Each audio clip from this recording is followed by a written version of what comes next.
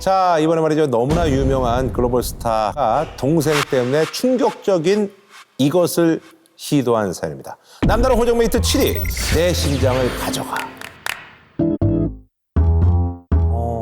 영화 나비 효과 그리고 잡스 등에 출연한 나름대로 이제 미남 배우면서도 꽤나 경쟁력 있는 배우죠.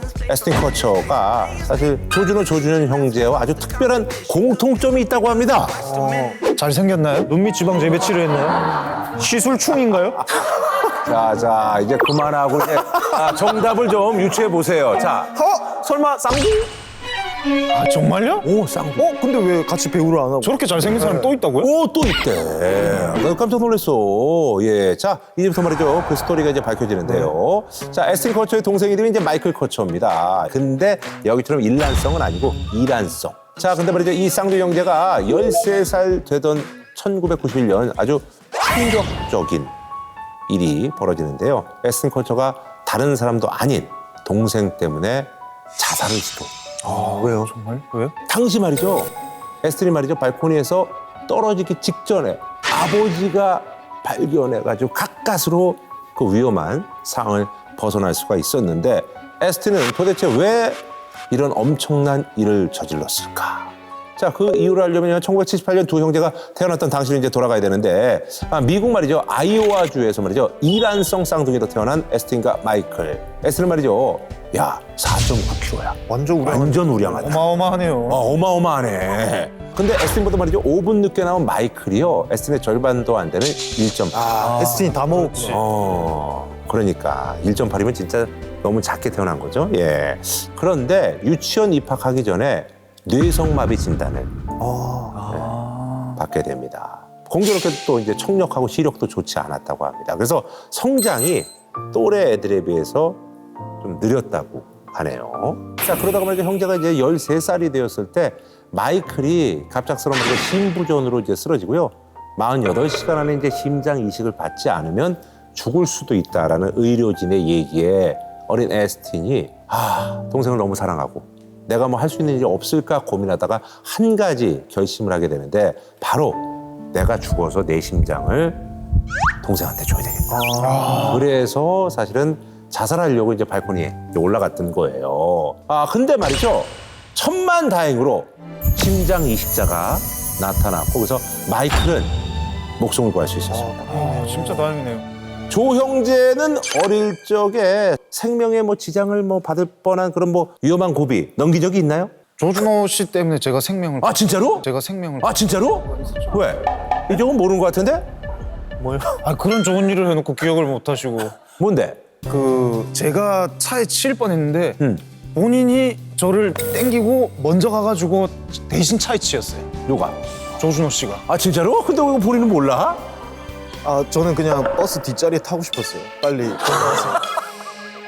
그 버스 제일 뒤에 앉아야 이제 짱이었거든요. 그래가지고 초록불 바뀌지 말자 동생 이 치고 땅 출발했는데 그때 이제 뺑소니 돼가지고 진짜 영화처럼 떼굴떼굴. 만약에 사이 좋게 손잡고 뛰어갔으면 같이 치일 뻔했죠. 아니 다행히 안 다쳤어요. 그래? 시속 40km에 치였는데 오, 하나도 안 다쳤어요. 참 진짜 다행이다. 그런데 이렇게 사이가 좋았던 두 형제 사이에 사건이 발생해서 사이가 틀어지게 돼. 심장까지 주려고 했. 어떤 일로 틀어졌을 것 같아요? 또 이건가요? 근데 이것 때문이도 아니야. 이것 때문이도 아니야. 예. 이것 때문이도 그러면 아니야. 하나밖에 없습니다. 뭐야? 쌍둥이 사이에 멀어질 일은 여자죠. 한 여자를 두고 싸워 사랑이죠. 이제 그렇게 이제 통속적인 건 아니고. 제가 좀 그럼 뭔가요 도대체? 에스틴이 말이죠. 2003년도에 이제 인터뷰에서 동생 얘기를 했어요. 동생이 이제 뇌성마비, 이제 병력에 대해서 얘기를 했는데 사실 마이클 같은 경우는 사실 이 병을 좀 숨기고 싶었나 봐요. 이거를 이제 사실 에스틴 커처라는 대스타가 이런 병이 있다라고 하면 사실 전국에 있는 모든 사람들이 아는 거잖아요. 그래서 이때 마이클이 너무나 큰 상처를 받고 또 수치심도 느꼈다고 해요. 근데 또 여기서 반전이 일어납니다. 어떤? 그 에스틴 커처의 인터뷰를 본 한 여성이 좌절해 있던 마이클한테 연락을 해서 내가 사실 5살 난 딸이 있는데 그 딸도 뇌성마비 환자다.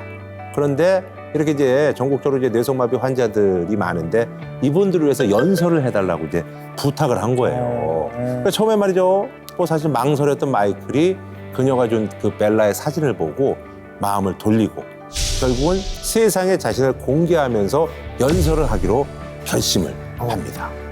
I don't really like the word disability. We all have different abilities. Because who the heck wants to be the same? It's what makes our world go round. 아하. 자, 마이클은 말이죠. 벨라를 위해서 연설을 결심하던 그 순간 이렇게 생각을 했다고 합니다. 저는 제 이야기를 할 준비가 되어 있습니다. 이 모든 건 다 제 쌍둥이 형제 애시튼 덕분입니다. 지금에서야 그 마음을 알 것 같습니다. 마이클은 현재 세 아이의 아빠이자 한 아내의 남편 그리고 성공한 영업사원이 됐습니다. 행복해 보이네요. 그러니까요. 사실 이제 두 분 같은 경우는 어렸을 때부터 이제 사실 쌍둥이다 보니까 주변에 이제 눈도 많이 받았고 또 이제 국대니까 스포트라이트를 굉장히 많이 받은 거잖아요. 뭐 저도 그렇습니다만 사실 남들의 관심을 받는 게 사실 쉬운 삶은 아니에요. 뭐 언제가 두 형제는 힘들어요? 제일 처음에 이제 적응 안 됐던 거는 이제 뭐 식당 이런 데서 밥 먹고 있는데 넣으려 하고 있는데 사진 좀 찍었어요. 사진 좀 이런 부분이 이제 좀 놀랬죠. 저는 괜찮은데 저는 조준호가 아닌데 조준호 올림픽 메달 땄다고 계속 조준호 씨 밥 먹고 있는데 그때 가장 이제 힘들었죠. 준비가 안 돼 있는 상황에서. 그래요. 예. 이번 사연을 보시면 야, 우린 정말 다행이다 하면서 서로에 대해서 정말로 손을 잡으면서 위안을 받게 될 겁니다. 남다른 고정메이트 6위, 다섯 쌍둥이의 기막힌 운명. 자, 지금부터 말이죠. 88년죠. 꽤나 오래됐습니다. 1934년 캐나다 그 온타리오주 거기 작은 농가에 살고 있던 올리바 디온 그리고 엘지르 디온 부부가 있었습니다. 근데 이들이 다복하네. 이미 5명의 형제가 있었어요. 근데 금슬이 좋아가지고 이제 또 애가 생겼는데 야, 근데 이건 정말 대박이야. 한꺼번에 5명의 쌍둥이가 생긴 거야. 5명이 있는데 5명이 싸우고 총 10명이 생긴 자녀가 10명인 게 정말 대단한데 쌍둥이가 생겼는데 셋도 아니고 5 쌍둥이가 생겼다니까. 야, 와, 저 뭐야. 그래도 진짜 건강하게 잘 태어났네. 야, 이거 진짜 대박이다 진짜. 우리 축구팀 낳자 얘기만 들었지 진짜 축구팀 낳는 거는 또 처음 봤어요. 야, 주변에 뭐 세 쌍둥이도 사실 찾아보기 힘들어요. 그럼요. 아니 그다음에 힘든 것도 힘든데 저희도 이제 저 나오고 나서 그 동생이 안 나와가지고 지금 둘째나 산모 중에 한 명 포기해야 된다. 어떻게 할 거냐. 예, 해서 어머니가 아니 무조건 놓겠다고 해서 동생이 이제 나왔거든요. 근데 이렇게 잘 나오기 전에 그러니까. 예. 다행이에요. 예. 와, 88년 전에. 그 당시 의술로는 이건 진짜 그러니까요. 기적이에요, 기적. 예. 세상에 엄청난 이목을 끌기에 정말 진짜 좋은 사건이었습니다. 이 원래 있던 5명의 자녀들, 거기다가 쌍둥이 5. 우리가 딱 드는 생각, 쟤들 어떻게 키워? 키우려면 이거 드는데. 맞아요. 예. 그래서 이제 쌍둥이가 태어난 지 4개월 후에 부부가 정말 엄청난 양육비 고민에 빠져 있을 무렵에 누군가 이들에게 찾아오게 되는데요. 이 5 쌍둥이를 박람회에 전시해 보는 건 어떻겠습니까? 그 당시만 하더라도 이제 그 박람회가 세계적인 도시에서 여는 게 사실 유행이었어요. 그렇죠. 만국 그래서, 박람회. 네, 5 쌍둥이의 유명세를 이용해서 나름대로 이제 돈을 벌자라는 제안. 뭐 뻔히 보이지만 뭐 사실 이제 애들을 키워야 되니까 그들이 내민 계약서에 사인을 해버리고. 아하. 그래서 이제 그 다음날 이렇게 이제 쓱 보는데 아무리 돈이 뭐 급하지만 그래서 이제 계약을 사실은 파기하고자 했는데 야, 한번 사인하면 어쩔 수 없어 하면서 들어주지 않았고요. 그래서 이제 디온 부부가 야, 이거 어떻게 해야 되지라고 이제 걱정을 하고 있었을 때 그때 당시 부부가 살던 그 온타리오 주정부가 나선 거예요. 이 상황을 포착을 했고 어떻게 보면 이제 그 동물원이 원숭이 되는 거 아닙니까? 그 착취로부터 이제 구해야 한다라는 명분으로 이 아이들이 그럼 우리 주정부가 직접 관리하겠다 해서 이제 그 박람회 측하고 이제 얘기를 해서 이제 계약을 파기하고 이 쌍둥이들을 데려옵니다.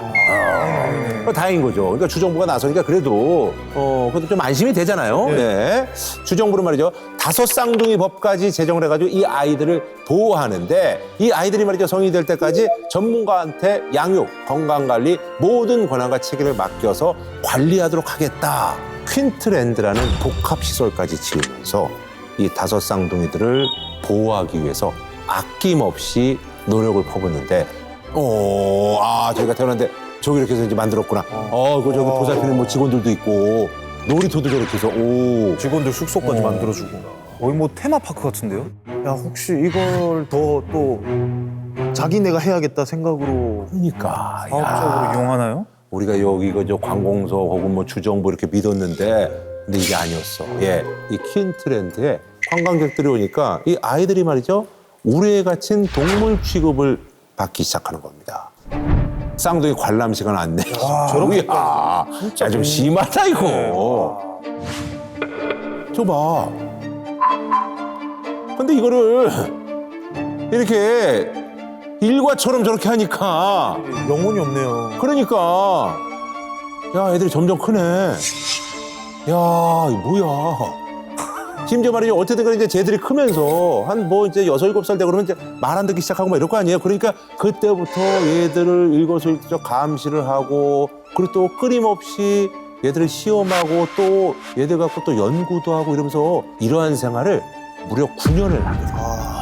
더 나쁜 사람들이네. 그래서 말이죠. 결과 9년간 말이죠. 300여만 명이 찾아오는 엄청난 관광지가 됐고요. 그 기간 동안 말이죠. 정부는 5천만 달러의 관광 수익을 거뒀다고 하니까. 착취를 당한 거잖아요. 거기다가 아무것도 모를 때 저렇게 하면 어렸을 때 이게 상처가 될 수도 있고 데미지가 될 수 있는데 애기들이 무슨 죄? 그러니까 애가 무슨 죄가 있냐고. 자, 그래서 말이죠. 이 디온 부부가 이제 그제서야 이건 아니다. 아이들의 양육권을 가져오기 위해서 꽤나 긴 법정 싸움을 벌이게 되고요. 결국 말이죠. 1943년 5쌍둥이가 태어난 지 9살이 돼서야 비로소 집에 돌아올 수 있었습니다. 근데 말이죠. 야, 여기서 또 반전이 일어나. 또요? 집으로 돌아온 말이죠. 쌍둥이들은요. 훗날 말이죠. 인터뷰를 통해서 더욱더 충격적인 사실을 고백하는데 오히려 그때가 더 나았다. 진짜요? 왜죠? 현실의 생활고 때문에? 집에 왔더니 어떻게 보면 더 충격적인 일이 벌어진 거예요. 내 부모는 사람들의 관심이 식어 돈벌이가 되지 않자 우리를 학대하고 하인 취급을 하기 시작했어요.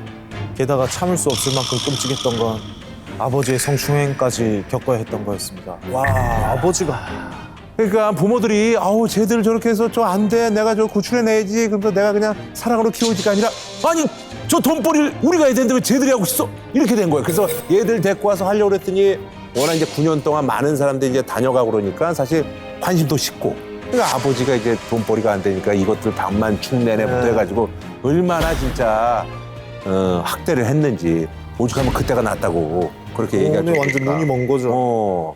결국은 또 가족이 마지막에 또 뒤통수를 치네요. 그러니까요. 네. 가장 믿었던 가족한테 받는 상처만큼 큰 상처가 없는 것 맞아요. 같아요. 그러니까요. 맞습니다. 즐거운 상상,